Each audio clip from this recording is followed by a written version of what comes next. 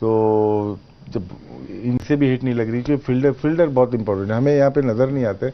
जब शान खेल रहे थे 3 फील्डर उन्होंने लिए हुए थे, ठीक है ना, एक लॉन्ग ऑन ले लिया, एक mid wicket deep mid wicket ले लिया, डीप स्क्वायर लेग ले लिया। अब ये क्योंकि रन नहीं हुए थे, ये तो मारने थे रहे, एक ये ऊपर ले लिया, या तो उन्होंने पॉइंट पीछे लिया या लॉन्ग ऑफ लिया। ये स्कोरिंग शॉट्स हैं इनके, अब इससे हट के इनको मारना पड़ता, लेकिन इनके पास मार्जिन नहीं था चांस लेने का, तो वो नॉर्मल क्रिकेट सीधे बल्ले से नोट करें। आज डिफरेंट सामने नजर आया आपको, क्योंकि मेन प्लेयर्स आउट हो गए थे, इफ्तिखार भी आउट हो गए थे, तो ये सामने खेले ज़्यादातर। जो भी हिट मारी हाथ में गई, या एक आध छक्का मारा जो ऊपर से गया।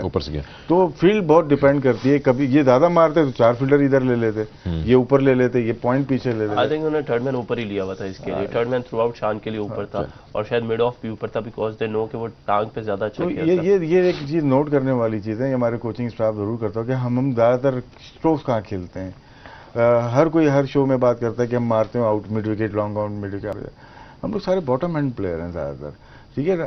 तो ये बच्चों में टेक्निक सही करनी है आपको, बच्चों का। मैं तो बचपन से देख रहा हूँ कि हमें जब बल्ले मिले तो बड़ों के बल्ले थे, हमने नीचे से पकड़ना शुरू कर दिया। आज तक जो भी बच्चा छोटा देखेंगे ना, पूरा हैंडल नजर आ रहा होता है, ये बॉटम हैंड की निशानी है। अभी आपको आज भी वो प्लेयर वैसे ही खेल रहे हैं।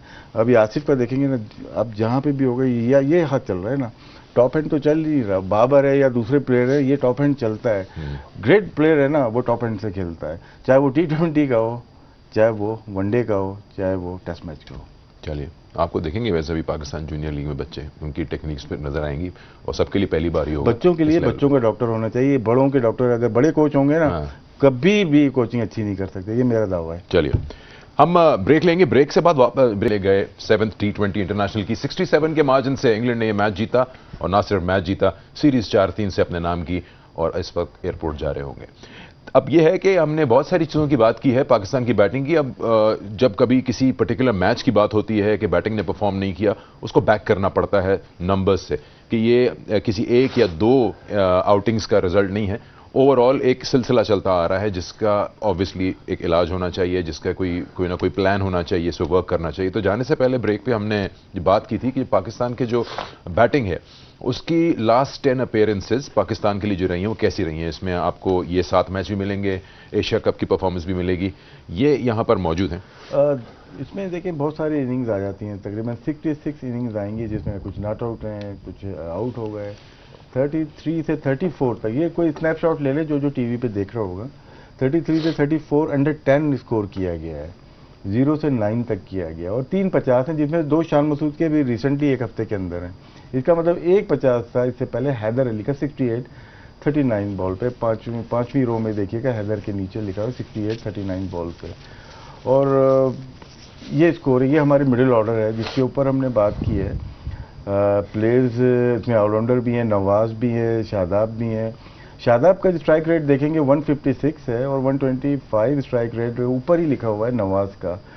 आसिफ का स्ट्राइक रेट नीचे आता हुआ 141 हो गया है, लेकिन उनका एवरेज है 8.66, 78 रन बनाए 55 बॉल पे। खुशदिल 116 का उनका स्ट्राइक रेट है, इफ्तिखार 113 का उनका स्ट्राइक रेट है, हैदर 113 का स्ट्राइक रेट है, शान 128 का स्ट्राइक रेट है, और एवरेज भी साथ साथ ये लिखे हुए हैं। ये एक प्लेयर नहीं है, ये 2 प्लेयर्स नहीं है, ये 3 प्लेयर्स नहीं है, ये 7 प्लेयर्स हैं जो पाकिस्तान की टीम की नुमाइंदगी एशिया कप में भी करते हुए आए हैं। पिछला वर्ल्ड कप भी काफ़ी लोगों ने खेला, और अभी भी पूरी सीरीज इन्होंने खेली है, आगे भी खेलेंगे। तो अब ये स्टैट्स हैं सामने हैं बिल्कुल, और अब इन्हीं को करना है, बाकी तो ऊपर से कोई आने से रहा, अभी आएगा कोई बाप। मैं तो आया हूं यार थोड़ा सा ना देखो मेरी बात सुनो, थोड़ा चिल हो जाओ, इतना सीरियस ना करो। अच्छा, रियलिस्टिक बात करते हैं, रियलिस्टिक बात करते हैं। चिल वाली बात करनी हो तो एक मैसेज आया मुझे फाद मुस्तफा का, ना करे फाद भाई, ये देखे मेरी बात सुनो, आपने बहुत मैच खेले हमारी एकेडमी पे, और कसम तो नहीं खाऊंगा, ये जो बैटिंग हो रही है ना, इससे बेहतर अब बैटिंग करते हैं। फाद भाई ने लिखा है, उन्होंने कहा है कि यार तुम लोग ऐसे ही थक रहे हो, ये कुदरत का निजाम है जवेरी जान। ना करो यार इतना, चलो थोड़ा सा माहौल थोड़ा वो हो गया ना, क्योंकि बहुत सीरियस, हार भी बड़ी सीरियस हुई है, और माहौल भी थोड़ा टेंस हो गया यहाँ पे। चलिए थोड़ी सी रियलिस्टिक बात करते हैं, ऑब्वियसली साथ साथ जोक भी करेंगे, वादा वो ये है, वो ये है कि जो भी आपने शेयर किया हमारे साथ 10 परफॉर्मेंसेज, लास्ट अपीयरेंसेज इंडिविजुअल्स की, बैटर्स की, तो आपने आखिरी जुमला यूज किया कि कोई जादू तो होगा, तो जादू तो कोई होगा नहीं। तो आपकी एक्सपेक्टेशन अगले एक हफ्ते में न्यूजीलैंड के खिलाफ, बांग्लादेश के खिलाफ? बल्ला चलाना आपके हाथ में है, हाँ, बल्ला रोकना भी आपके हाथ में।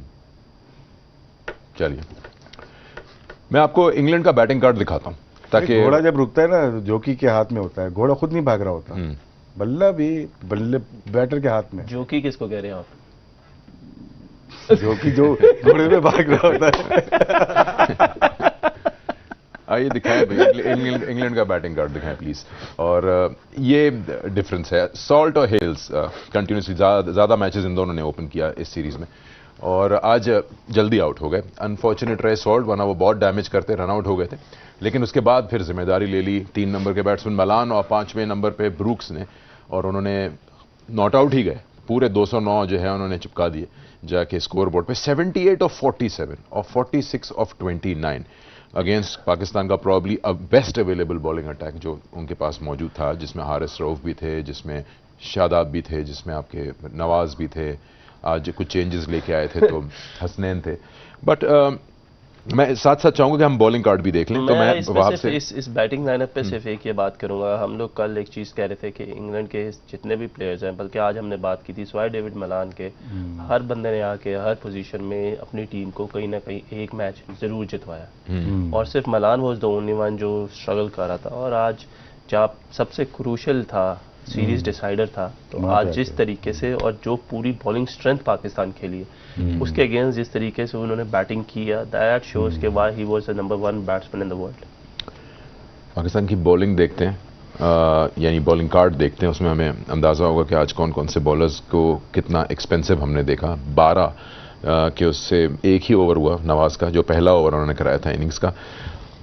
15 की वसीम जूनियर की, 13 की शादाब की इकोनॉमीज, मतलब ओवरऑल सभी को रन्स पड़े। इनकी स्कोरिंग का अंदाज भी बड़ा जो है वो अलग था। 50 ऑड किए पावर प्ले में, उसके बाद वो एक्सेलरेट ही करते रहे। इन्होंने 92 रन बनाए over number 7 to over number 15, और फिर फिनिशिंग टच भी उन्होंने बड़ा शानदार दिया और 209 रन बना दिए, कंपेयर टू पाकिस्तान की बैटिंग में जिसमें तकरीबन 60 ऑड बने ओवर नंबर 7। हाँ, मैंने देखा हिसाब लगाया था कि पाकिस्तान 29 रन पीछे था इंग्लैंड से over number 7 and over number 15। आखिर में भी वही फर्क रहा, आखिर में भी वही हुआ कि आप 46 हुए। 46 शुरू में आपने देखा, उन्होंने कहा हम यहीं पे रखेंगे, लेकिन एक टाइम ऐसा आ गया था जिसपे मैं हसनैन ने जो ओवर नंबर 15 किया, फॉलोड बाय जो ओवर नंबर 16 किया हारिस रऊफ ने, उन 2 ओवरों में हम लोगों ने सिर्फ 8 रन दिए, और उसके बाद जो 19वां ओवर किया हारिस रऊफ ने, उसमें हम लोगों ने फिर दोबारा से 8 रन दिए। 8 रन हुए। हमें कहने का मकसद ये है कि वो 3 ओवर अगर इस इनिंग्स में से निकाल दे, एक टाइम पे तो ऐसा था कि हमने वो 2 ओवर जो ऊपर नीचे किए, क्योंकि T20 में यही खूबसूरती है कि 2 अच्छे ओवर होते हैं और गेम आपकी तरफ आ जाती। उन 2 ओवर्स में जो एक अपॉर्चुनिटी थी वो अनफॉर्चुनेटली ड्रॉप हुई, और उसके बाद भी एक्सेलरेशन जो थी उनकी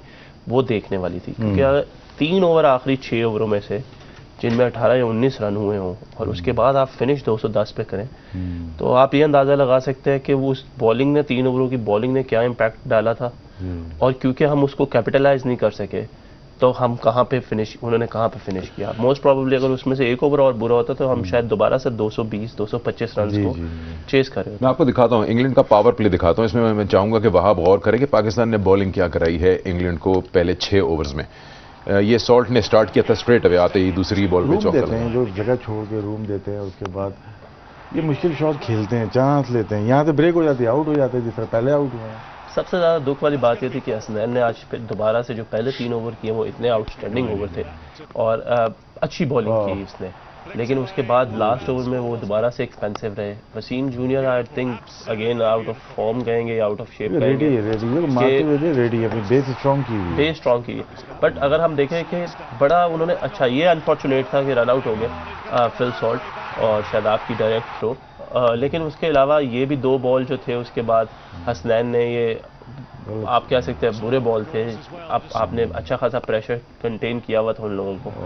एक दफ़ा ये भी बॉल हारिस रऊफ का I think should be unlucky, टक इन करना चाह रहे थे बेन डकेट को, जो बॉल बाउंड्री पे गई। बट ओवरऑल देखा जाए तो शुरू में बॉलिंग पाकिस्तान ने काफ़ी अच्छी किया, स्पेसिफिकली जो पहला ओवर चला गया था 13 रन पे, फिर वो आए उन्होंने 8 रन दिए, उसके बाद वसीम जूनियर का एक ओवर 17 रन का लगा दोबारा से, उसके बाद हारिस ने आके दोबारा कंटेन किया, फिर हसनैन ने आके विकेट लेकर कंटेन किया।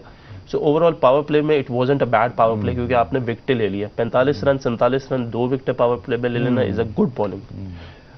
आपने वो ओवर जिसका जिक्र किया इसमें 2 विकेट्स गिरे पावर प्ले में, हसनैन का ओवर था जिसमें पहली बॉल पे विकेट, फिर डॉट, फिर विकेट, उसके बाद 2 चौके पड़े खराब गेंदों पे, तो और आगे उसमें मलान नए आए थे, तो उनके वो फिर एक सर्टन होता है ना कि वो अपना मोमेंटम कैरी करना चाहते हैं और उसमें थोड़ी सी हेल्प बैड लाइन से मिल जाती है। देखिए बिल्कुल बात यह है कि थोड़ा सा माइंड बैट्समैन को रीड इसलिए करना चाहिए कि मलान इज समबडी नॉट कि वो आते साथ आपको एलेक्स हेल्स या फिल सॉल्ट की तरह रूम बना के या क्रॉस बैटेड शॉट खेलेंगे। वो आएगा, वो आते साथ पहले मेरिट पे खेलेगा। जिस तरह हम अपने प्लेयर्स की बात करते हैं कि पहले 8-10 बॉल वो मेरिट पे खेलते हैं, मलान भी आके पहले 10-12 बॉल जो वो मेरिट पे खेलते हैं और वो क्रिकेटिंग शॉट से रन बनाते हैं, जिस तरह हमारे बाबर और रिजवान है जी। ऐसे टाइम पे अगर हम वो 2 बॉलें डॉट कर देते तो मोस्ट प्रोबेबली दोनों बैट्समैन नए हो जाते, एक मलान नए हो जाते, और क्योंकि सॉल्ट आउट हुए थे तो नीचे से 10 विकेट हो जाते, तो शायद हम लोग कोई 8 से 10 रन या 12 रन जो है पावर प्ले में, और इनको 10 रन कम से कम इनको और खींचा जा सकता था। इंग्लैंड की विकेट से सिर्फ 3 ही गिरी, लेकिन मलान की बैटिंग बड़ी शानदार रही थी। उन्होंने 78 नॉट आउट किए 47 गेंदों पे, जिसमें 8 चौके और 3 छक्के शामिल हैं। और यही वाली बात वहाब ने मेंशन की थी, क्योंकि पेशावर ज़ल्मी के लिए खेल चुके हैं, कि वो उनके बैक ऑफ द माइंड में ये चलता है अगर वेरिएबल बाउंस हो या कुछ हो तो वो फिर वो इस चीज़ को बड़ा वैल्यू देते हैं कि मैं आगे जाऊँ या पीछे ही होकर खेलूँ। लेकिन उन्होंने आज जिस तरह से बैटिंग की है और जिस अंदाज से की है, जिसमें 78 नॉट आउट बनाए 47 पे, उन्होंने रिस्पॉन्सिबिलिटी या जो भी प्रेशर 2 विकेट्स गिरने के बाद वो एब्जॉर्ब करके और फिर उसको रिलीज किया अपने शॉट्स के साथ। ये शॉट बहुत ही खूबसूरत शॉट था। और देखे मलान को आप देख ले, जितने भी ये सारे अच्छे क्रिकेटिंग शॉट्स उसने खेले हैं, कोई भी उसने क्रॉस बैटेड शॉट ज़्यादा नहीं खेले, उसके एरिया में दिए गए हैं बॉल और उसने उन एरियाज में ही दोबारा शॉट्स खेले हैं। अच्छी चीज़ ये थी कि आज विकेट बहुत अच्छा था, बॉल बड़ा अच्छा बल्ले में आ रहा था और पेस से बीट भी हुए हैं। हसनैन ने कुछ 2-3 बॉल तेज़ ऐसे किए जिस पे ये बिल्कुल ही लेट हो गया, लेकिन स्टिल उन्होंने अपनी कमांडिंग की है। जब इन्होंने 50 रन किया तब भी इनका 150 का स्ट्राइक रेट है, जो पूरे हमें टूर्नामेंट में नज़र नहीं आया इनको खेलते हुए। बट ये कुछ शॉट, स्पेशली ये 2 बॉल हैं जो लगातार ऊपर नीचे, यहाँ तो बहुत स्ट्रॉन्ग, इस एरिया में तो बहुत स्ट्रॉन्ग। असल में बात वही आ जाती है कि मलान जो है उनको बीच में करके बॉल जो है हम लोगों ने फिर उनको थोड़ा सा एरिया में बॉल कर दिया, प्लान नहीं किया कि वो काफ़ी देर से खेलने हैं, वो किधर मिस आउट कर सकते हैं। प्रॉब्ली कुछ गलतियां जो हम बार बार रिपीट कर रहे हैं, जिसकी वजह से हमें नुकसान हो रहा है हमारी बॉलिंग में। इनके साथी थे ब्रूक्स, 46 बनाया उन्होंने 29 बॉल्स। उन्होंने आज चौकों पे डिपेंड नहीं किया, एक ही चौका लगाया, लेकिन 4 छक्के उन्होंने लगा दिए। और ऑफ कोर्स बहुत बड़ा हाथ था उनका इस पार्टनरशिप को बनाने में, जिसने 209 रन जो हैं टोटल इंग्लैंड को दिलवाए। उनकी बैटिंग भी देखते हैं साथ साथ। ब्रुक्स पहली बार नहीं है जो उन्होंने अटैक किया पाकिस्तान की बॉलिंग पे इस सीरीज में, दूसरी ये डिफरेंट प्लेयर है, ये बॉल की पिच पे जाते हैं, अपने इस्तेमाल करते हैं, अपना पाँव के इस्तेमाल करते हैं, और लिफ्टिंग पावर बहुत अच्छी है। बॉल जब ऊपर जाती है तो बड़ी देर में नीचे आती है। बहुत ही खूबसूरत बैटिंग की है, पहली दफ़ा नहीं की है, तीसरी इनिंग है जिसमें उन्होंने वो ब्यूटीफुल। अब ये जो बल्ले लोहे के लग रहे हैं इनके, तो वहाब ने अभी कहा कि पिच बहुत अच्छा था आज, तो इस पिच को 20 मिनट बाद क्या हो गया? नहीं, पिच लग रही थी जो बल जब मैक्सिमम पे जा रही है ना तो 100 मीटर कर रही है। अच्छा आप यार मैं तो खेल रहे हैं, हमारे साथ ही खेल रहे हैं।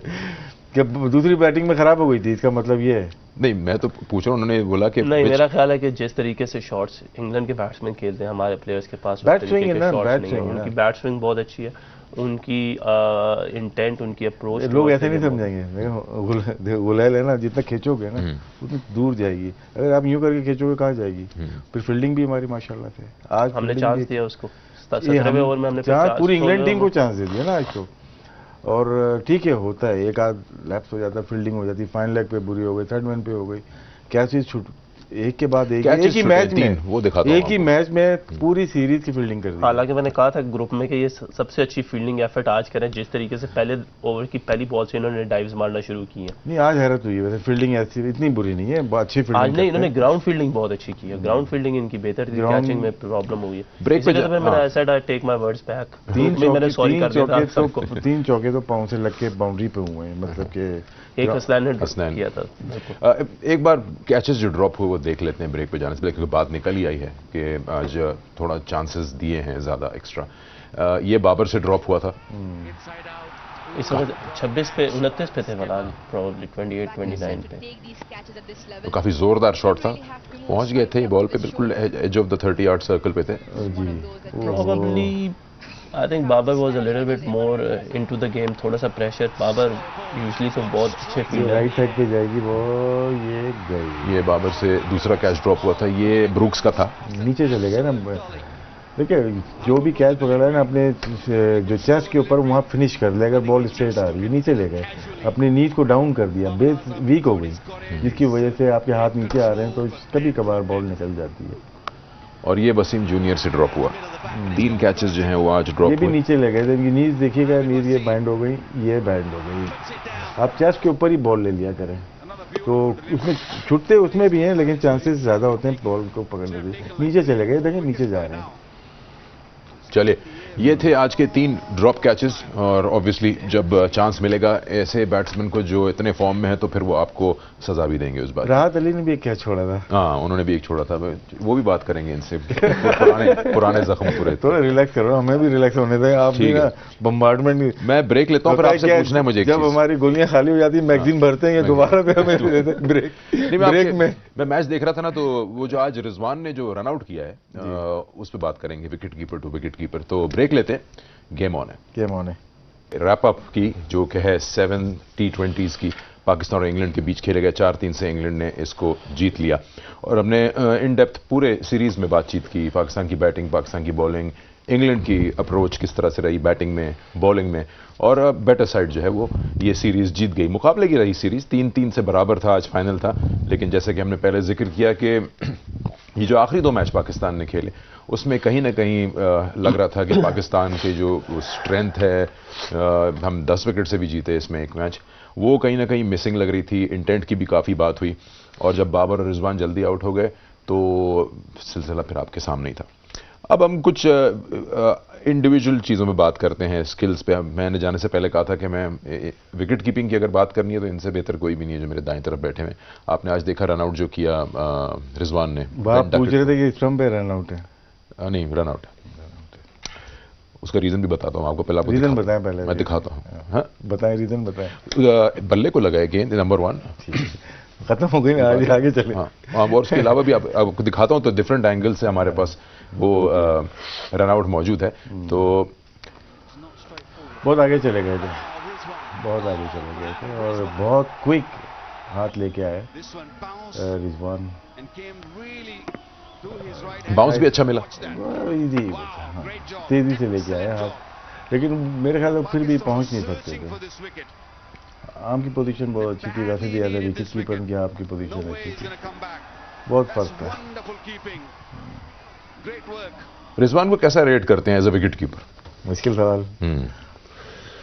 मोर फोकस ये बैटिंग के ऊपर ज़्यादा हो गया। आज भी 2 लैप्सेस हो गए, एक शादाब की बॉल पे थोड़ा सा पाँव पे लग के गई, चौका हुआ, वो वाइट का चौका दिया, जाना नहीं चाहिए था। क्योंकि जो गेम है ना, स्पोर्ट्स, फुटबॉल है या क्रिकेट है, आपको जो देखने आ रहे हैं वो आपके परफेक्शन के ऊपर देखने आ रहे हैं। परफेक्ट है, आप फुटबॉल में देखे होंगे, दूर से मारी पूरी पाँव के आती है, वो कितना कंट्रोल होता है। तो विकेट कीपिंग, फील्डिंग, ये बहुत इंपॉर्टेंट चीज़ है परफेक्शन के लिए। ऑडियंस ने पैसे दिए हुए, टीवी पे लोग देख रहे हैं, ठीक है ना, वो परफेक्शन नज़र नहीं आती तो मैच की वैल्यू नीचे हो जाती है। फिर एक और बॉल निकली नीचे से, इफ्तिखार की बॉल, वो भी चौका हुआ है। सीरीज में 2-3 चौके चलते हैं, लेकिन एक मैच के अंदर इतने सारे कैच, इतने सारे 22 हो जाए ना, तो फिर शायद लगता है कि फटीक है, तो प्रैक्टिस की ज़रूरत है। और वाकई में रिजवान को भी थोड़ा सा वहाँ जाके कीपिंग के ऊपर ज़रा प्रैक्टिस करें। बैटिंग नो डाउट है, ज़रा कीपिंग जैसे आए थे उस लिहाज से अगर मैं देखता हूँ, थोड़ा सा अपने आप को नीचे लेके आए। कराची किंग्स में इनको ऐसे जितने मैचेस नहीं मिले थे, लेकिन कीपिंग में काफ़ी आपने उनके साथ काम किया था जब टीम प्रैक्टिस के लिए जाती थी। और मैं आपसे वो एक सेपरेट सब्जेक्ट है, वो फिर किसी दिन कहीं बैठेंगे तो बात करेंगे। विकेट कीपर्स डिफरेंट किस्म के, इनके स्टांस अलग अलग होते हैं। मुझे याद है कि फास्ट बॉलर के लिए इयन हिली बिल्कुल नीचे बैठ के करते थे, कुछ हाफ क्राउच पोजीशन पे होते हैं, फुल होता है, हाफ होता है, और एक खड़े होते हैं एलिक स्वीवर्ट की तरह। सब सही है, डिपेंड करता है पिचेस कौन सी है। हीली को यहाँ पे प्रॉब्लम हो जाती थी, जिस तरह वो खड़े हो जाते थे पहले और बॉल नीचे रहती थी। कराची टेस्ट प्रॉब्लम हुई, आपने देखा होगा। फिर उसका पिंडी टेस्ट में इंजरी हुई, रिवर्स को कीपिंग करने के लिए आपको पता होना चाहिए बॉल हाथ से रिलीज हो तो आपको पता, कीपर को पता होनी चाहिए बॉल कहाँ जा रही है। वरना बाहर के जो बॉलर ऑस्ट्रेलियन इंग्लिश जो बॉलर बॉल करते हैं, जो भी गलत बॉल मिडिल स्टंप पे पड़ेगी इन स्विंग तो कीपर ब्लाइंड हो।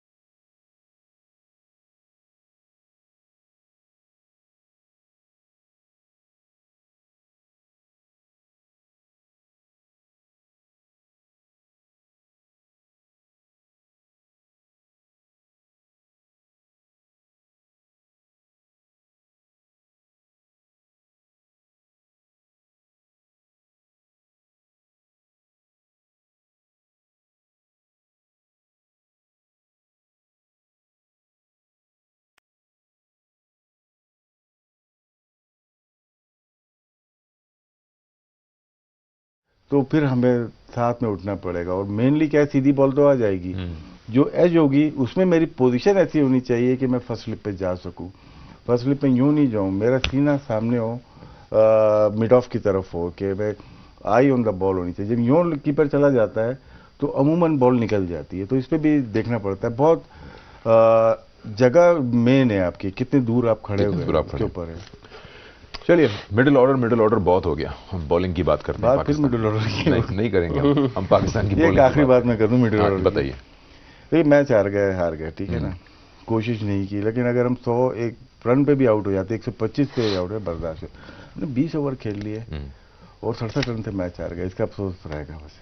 बिल्कुल, इसी बात की नाराजगी है, इसी बात की फैंस को परेशानी है, तफ्तीश है कि ऐसा क्यों हुआ, कि ट्राई क्यों नहीं कर रहे। एनी हाउ, बॉलिंग देखते हैं। इंडिविजुअल्स जो पाकिस्तान के बॉलर्स हैं, उन्होंने लास्ट 10 अपीयरेंसेस जो पाकिस्तान के लिए किए हैं, उनके इकॉनमी रेट्स क्या रहे हैं और कितनी उन्होंने विकेट्स हासिल किए हैं।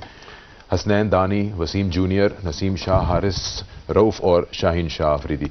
इसमें आपको जैसे हसनैन है 10.07, ये इनका इकॉनमी है। इसी तरह से हम आगे बढ़ते चले जाएंगे। और देखिए, मैं शुरू करूंगा शाहीन से, शाहीन और हारिस से। देखें डिफरेंस क्या है शाहीन और हारिस का। अगर आप इनका विकेट कॉलम भी देखें और अगर आप इनका इकॉनमी कॉलम भी देखें तो 7.71 हारिस का आखिरी 10 मैचों में, और शाहीन का जो है वो 6.65, और दोनों ने 15 और 16 विकेटें ली हुई हैं। सो दैट मीन्स के they are the most competitive bowlers जो पाकिस्तान को लेके चल रहे हैं पिछले 10-12 गेम्स जितने भी इन्होंने खेले। उसके बाद अगर हम बात करते हैं हसनैन की, हसनैन के 10 मैचों में इकॉनमी 10 की है। धानी की भी ऑलमोस्ट 10, पिछले 8 मैचों में इकॉनमी 10 की है। वसीम जूनियर की इकॉनमी 9 की है। नसीम शाह भी रिसेंटली खेले हैं, 2 मैचेस उनके एक ऐसे हैं जो हांगकॉन्ग और अफगानिस्तान के खिलाफ रह गए, लेकिन उसके बाद उनके भी mostly new to the game है, तो खैर उनको तो आप एडवांटेज दे सकते हैं। लेकिन जो कंसिस्टेंटली आपके लड़के खेल रहे हैं, अगर आप सिर्फ हारिस और शाहीन को देख लें, शाहीन अभी हमारे लिए अवेलेबल नहीं है, हारिस को हमने पिछले मैच में नहीं खिलाया, तो उसके बाद हम कहाँ पे खड़े थे वो हमने देखा। सो आई थिंक कि हम कहते तो ज़रूर हैं ये बात चीज़ कि पाकिस्तान की बॉलिंग जो है वो नंबर 1 बॉलिंग है, नंबर 1 बॉलिंग है, नंबर 1 बॉलिंग है, लेकिन अगर हम लास्ट स्टैट देखें पिछले 10 मैचेस के या जितने भी गेम्स इन सब ने मैक्सिमम खेली हैं, हारिस और शाहीन के बगैर बहुत मुश्किल हो जाएगा। बहुत मुश्किल है। ये नंबर्स बड़े इंपॉर्टेंट होते हैं। मैं इसी के साथ साथ कामरान मुजफ्फर साहब को थैंक यू कहना चाहूँगा कि उनकी मेहनत है, इतने सारे नंबर्स उन्होंने निकाले। देखें, मैं तो ये प्रोग्राम इजी कर रहा हूँ, आप इतने बड़े बड़े स्टैट्स देके जो है ना हमारे दोनों एक्सपर्ट्स को सीरियस कर देते हैं। फिर मैं क्या कर सकता हूँ, हम बचा रहे हैं, आप एक्सपोज। दोनों ने 31 आउट किए हैं, शाहीन और हारिस। हाँ, अच्छा, ये चीज़ भी इंपॉर्टेंट है। ऑब्वियसली हर टीम के अंदर कोई स्पेयर हेड होता है बॉलिंग अटैक में, तो इसमें तो कोई ऐसा इशू नहीं है।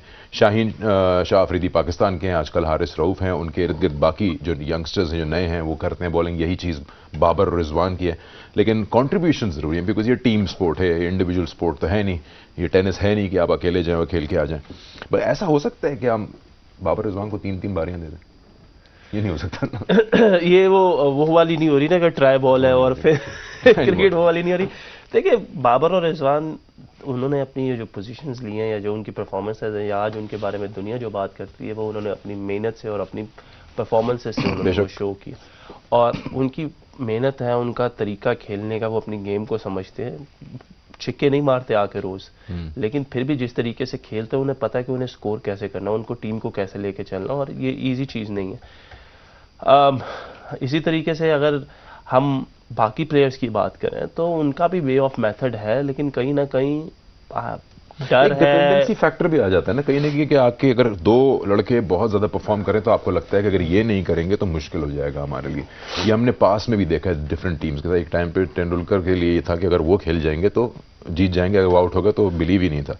तो ये कहीं ना कहीं सेट हो जाता होगा शायद माइंड में, वो इसको दूर करने के लिए ऑफकोर्स एक दूसरे को बहुत अच्छी तरह जानते हैं, प्लेयर्स भी एक दूसरे को टफ टाइम्स में तेंदुलकर से आगे बात लेके चलते हैं। उसके बाद आईपीएल आई, आईपीएल के बाद पैसा आया, उसके बाद उन्होंने पर्सनल ट्रेनर लिए, पर्सनल कोचेज लिए, एक्स्ट्रा वर्क हो गया। अब एक तेंदुलकर नहीं है उनके पास, 6 तेंदुलकर मौजूद हैं टीम के अंदर। हार जीत अलग चीज़ है, लेकिन टीम के अंदर मौजूदगी है।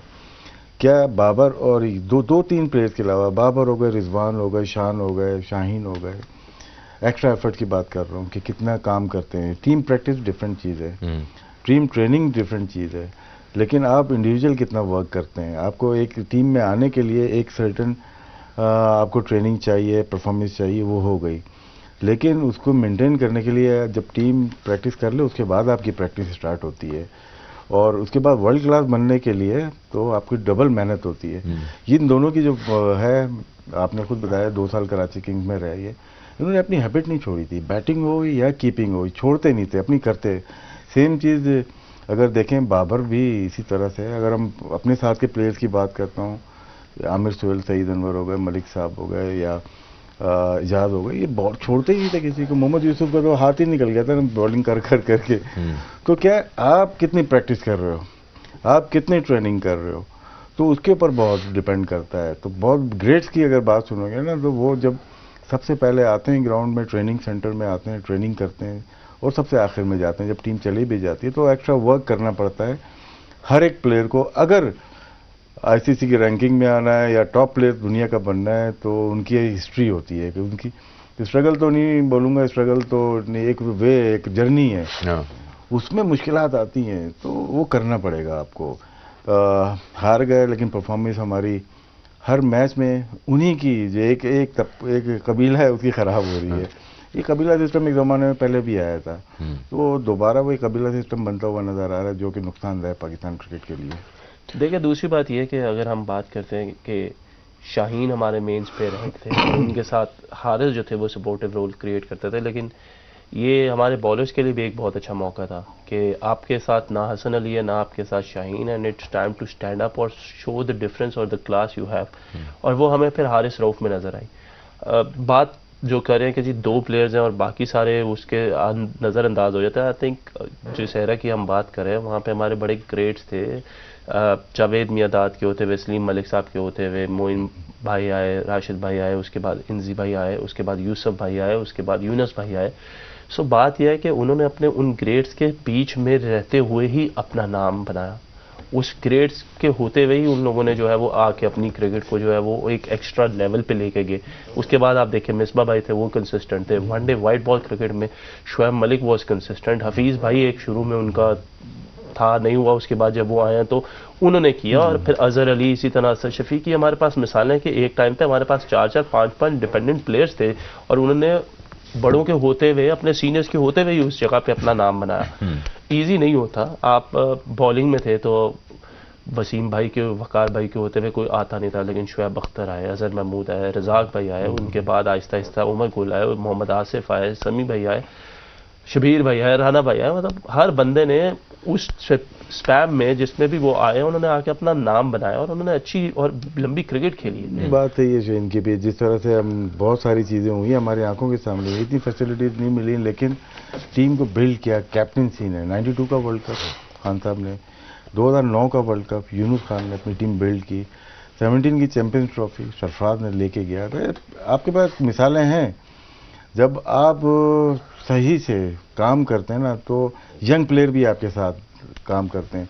लोगों को याद नहीं हुआ 9 का जो वर्ल्ड कप था, उसमें कुछ प्लेयर बिल्कुल नए थे। मोहम्मद आमिर बिल्कुल नए थे और सोहेल तनवीर को शायद बाहर बिठा के उनको खिलाया गया था। बहुत सारे प्लेयर्स नए आए, उसमें फवाद आलम भी खेल रहे थे और बहुत प्लेयर्स थे उसके अंदर नए थे। क्या वो चैंपियन अब हो गए? फिर हम सरफराज की टीम को देखते हैं चैंपियंस ट्रॉफी में, उसमें भी नए प्लेयर्स बहुत सारे आ गए। रोमान रईस को भी आप देख रहे हैं, बहुत सारे शादाब आ गए, फहीम अशरफ थे, तो नए प्लेयर थे। तो फिर जाहिर सी बात है हमारे बहुत सारी चीज़ें ऐसी होती हैं जो कि नहीं होनी चाहिए, टीम को नुकसान होता है। जो हुआ उस जमाने में वो गलत हुआ, सरफराज भी गया और साथ में वो लेगेसी भी लेके चला गया, लेकिन इतने आराम से नहीं मिलती। चले ये डिटेल में जाएंगे कभी बैठे, ठीक है, लेकिन अभी भी हमें होप है अपनी टीम से, अपने प्लेयर से। हमें इतना यकीन है, आपको अपने ऊपर खुद यकीन नहीं है।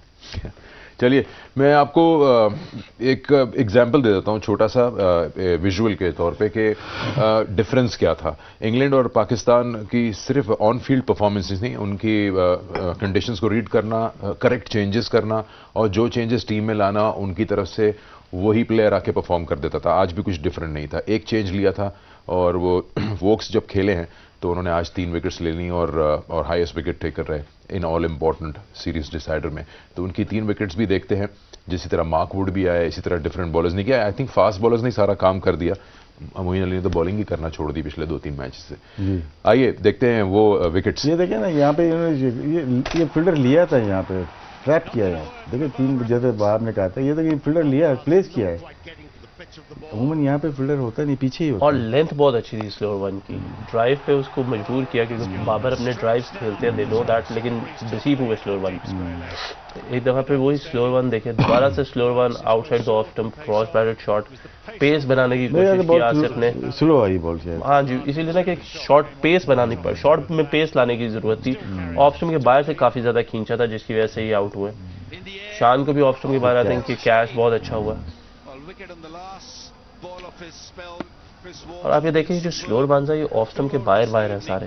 बीच में स्लोअर वन बहुत कम किए गए हैं कि आप स्लोअर वन करें। बाबर का भी देख ले तो 4th-5वीं स्टंप पे था, रीच किया उसको, शान ने भी रीच किया और उन्होंने भी रीच किया। जब चेज करना होता है अमूमन आप जोर से खेलने जाते हो, बॉलर्स को अंदाजा है कि आप खेलने जाओगे, उसमें वेरी करते हैं पेस को, तो उसमें नुकसान भी होता है। बैटर को नुकसान हो जाता है, बॉलर को फायदा हो जाता है। अच्छी बॉलिंग पाकिस्तान की तरफ से। ऑफ कोर्स हमने जिक्र किया कि हारिस रऊफ बड़ी उम्दा परफॉर्मेंस देते आए हैं, उनका इकोनॉमी भी सबसे बेस्ट रहा है ओवरऑल इस सीरीज में compare to other fast bowlers from Pakistan. Haris की आज एक बॉल थी यॉर्कर जो कि पॉइंट आउट कराई थी वहाब ने, वो देखते हैं। आई थिंक गालिबन 18वें ओवर में थी वो, 18वें ओवर और दूसरा बॉल, डीआरएस लिया था 18वें ओवर तो दूसरा बॉल। और मैंने ये आपको बताया था कि ये पहला ओवर है, पहला यॉर्कर है जो 18वें ओवर में हमारे बॉलर ने किया। इसके बाद हारिस ने नेक्स्ट बॉल भी यॉर्कर किया था। देखिए आप माइंड से खेलते हैं। हारिस की सबसे अच्छी चीज़ ये है कि जब इसने 2 यॉर्कर किया, अगले यॉर्कर में भी बैट्समैन को इसने जब रिसीव किया है, उसके बाद ही बोल्ड स्लोअर वन लेंथ पे। ये डिसीव इसलिए करते हैं, इनका आर्म वैसे ही घूमता है जैसे फास्ट बॉलिंग में घूमता है, तो वहीं से ये स्लो करते हैं, थोड़ा सा रोल कर देते हैं। और वहाँ पे मलान कितने फिट वो थे, सेट थे, नहीं हिट लगी। लेकिन द थिंग इज कि हारिस क्यों कामयाब रहा इस सीरीज में, क्योंकि वो हर ओवर में हर बॉल करते हुए वो बैट्समैन की थिंकिंग से ही वाज 1 स्टेप अहेड कि मुझे अब क्या करना और बैट्समैन क्या सोच रहा होगा। जब आप ऐसे कर रहे होते हो और ऐसा चल रहा होता है तो then you create a difference, और वो डिफरेंस हमने हारिस की बॉलिंग में देखा है। हारिस की प्रोबेबली ये वो वाली सीरीज होगी जिसमें Haris was the most consistent bowler in terms of taking wickets और इकोनॉमी वाइज भी। Haris do go for runs, लेकिन दे क्या था, शाहीन नहीं था, वो एक रिस्पॉन्सिबिलिटी लेना मैं करूंगा। उसका फील्ड में इवन के फील्डिंग भी जब वो कर रहा था तो ऐसा लग रहा था कि he was into each and everything. दूसरा बॉलर बॉलिंग कर रहा था, उसके साथ मिड ऑफ पे खड़े होकर उसको बता रहे। So you know that is something कि ही हैज डेवलप्ड, और इस चीज़ का उसको बहुत फायदा होगा। ये मौके होते हैं कि जब आप मेन बॉलर बनते हैं तो यू हैव अ टाइम कि यू टेक दैट रिस्पॉन्सिबिलिटी। वरना अगर हारिस के साथ शाहीन होगा तो मोस्टली लोग यही कहेंगे यार Shaheen will take that responsibility. But जब हारिस के पास ये चांस आया एशिया कप में भी देखने और यहाँ पे भी देखने, तो ये क्रिएटेड अ डिफरेंस। और कल को ये चीज़ उसको जो है वो फायदा देगी, और उसकी क्रिकेट में और उसकी स्किल्स में और उसको इनहेंस में। चलिए तो अब वक्त आ गया है कि हम इसको रैप अप करें, लेकिन जाने से पहले मैं अपने दोनों जो एक्सपर्ट्स हैं उनसे पूछना